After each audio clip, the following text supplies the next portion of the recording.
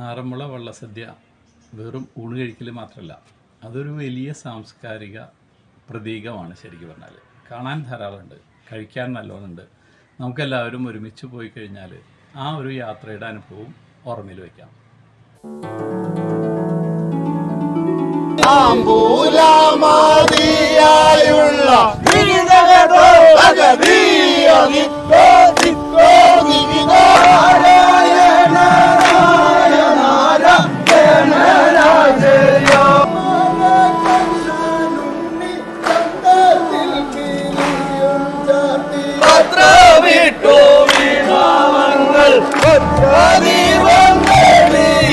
എല്ലാവരും വരണം എന്നാണ് ആഗ്രഹം. കാരണം ഇത്തവണ 28-ാം തീയതി ഓതറ വള്ളത്തിന് വള്ളസദ്യ കൊടുക്കുന്നത് ആത്മാ ഫൗണ്ടേഷൻ, ആത്മാ കുടുംബാംഗങ്ങളുമാണ്.